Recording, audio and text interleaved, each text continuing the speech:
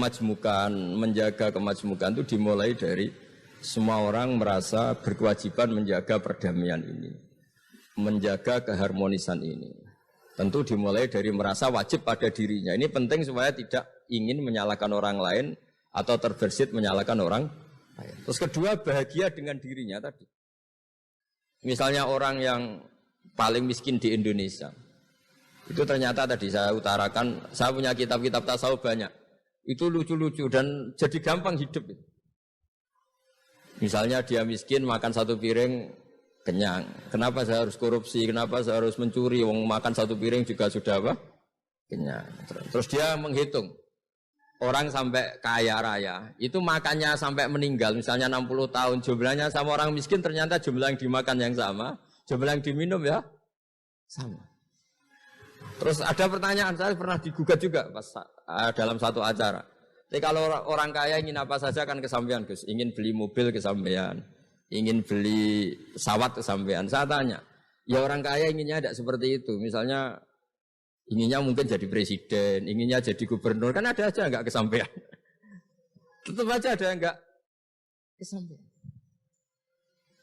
Kadang-kadang, wah enak jadi anaknya presiden, anaknya gubernur, apa saja kesampaian. Banyak juga anaknya presiden mungkin ingin anaknya jadi presiden ya enggak kesampaian. Anaknya kiai ingin anaknya jadi kiai ya enggak kesampaian. Mungkin anaknya jenderal, anaknya ingin jadi jenderal. Dan dia nyontohkannya kan, wah kalau jadi orang kaya itu enak, ingin makan di apa saja kesampaian. Masa orang kaya seleranya hanya ingin apa? Makan. Artinya ada saja yang enggak sama.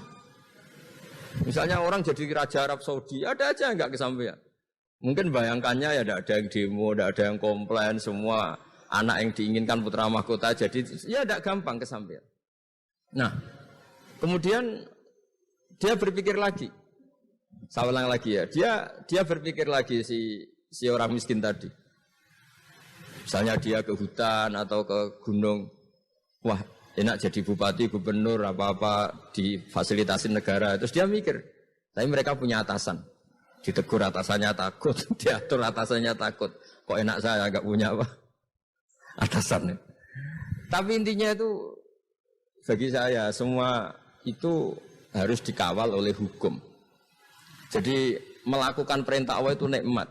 Sehingga Anda misalnya ketua OJK atau gubernur atau wakil gubernur atau kiai, nikmat tertinggi itu karena melakukan perintahnya Allah Subhanahu wa taala.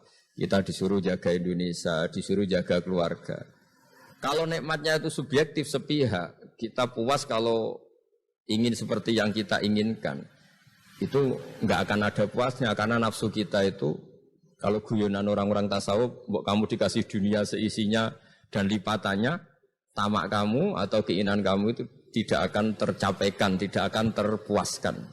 Karena manusia itu ya sudah nggak ada batasannya. Maka kalau guyonnya dulu kan ada orang tirakat, kalau megang apa saja jadi emas. Dia bayangkan jadi kaya, jadi top. Ternyata pertama dia megang saka rumahnya, tiang rumahnya jadi emas. Habis itu megang apa lagi jadi emas. Lama-lama megang nasi jadi emas, megang minum jadi emas. Akhirnya dia nggak bisa makan karena dia ingin semua yang dipegang jadi emas. Pas kecapean megang-megang, dia ingin makan, yang dipegang juga jadi emas. Ya akhirnya kan jadi bingung gitu, karena nggak kesampaian kan. Dia kesampaiannya jadi emas, ternyata kebutuhan dasar dia ingin makan malah nggak kesampaian karena yang dipegang jadi emas. Jadi itu kan contoh. Sejahtera juga sama. Anda bayangkan misalnya kalau punya mobil, punya uang tabungan, punya apa, semuanya kesampaian, enak itu. Semua yang kamu inginkan kesampaian itu enak. Ukuran enak dengan banyak bergantung, dengan tidak banyak bergantung itu ilmiah mana? Misalnya gini, saya ini bahagia cukup dengan makan satu piring. Anda bahagia nunggu punya Alphard, punya uang 1 miliar. Lu menggantungkan kebahagiaan dengan banyak sesuatu yang Anda belum miliki itu sudah satu kebodohan kalau orang tasawuf. Cek repot ya, tapi bahagia kok kakean syarat ya. Makanya saya sering bilang, kalau saya berkali-kali cerita ada orang perempuan datang ke saya, Gus saya ingin kaya. Bilang orangnya itu jelek. Saya bilang, kalau kaya yang repot kamu. Kenapa Gus? Setelah suami kamu kaya, sekarang suami kamu kan miskin. Pertama yang dievaluasi apa? Ganti rumah, ganti mobil. Lama-lama ganti Anda, kata saya. Karena setelah rumahnya bagus, mobilnya bagus, yang dievaluasi pasti Anda, katanya. Wah, kalau gitu miskin aja, Gus. Iya kan, sudah rumah bagus, mobil bagus, ternyata istrinya jadi ya guyon, tapi supaya kita ini bahagia dengan diri kita apa?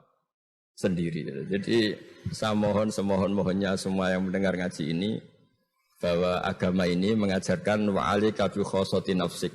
Urus diri kamu sendiri itu bukan mengajari egois, itu bukan.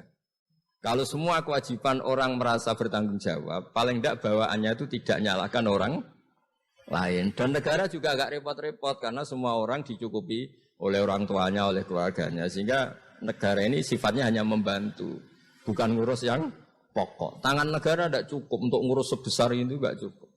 Yang cukup adalah individu-individu ini menanamkan nilai-nilai sosial sehingga semua bertanggung jawab atas dirinya, atas kampungnya, atas komunitasnya, terus negara fasilitasi itu semua. Insya Allah menjadi baldatun thayyibatu wa rabbun ghafur. Saya kira demikian, semoga bermanfaat dan mohon maaf. Assalamualaikum warahmatullahi wabarakatuh.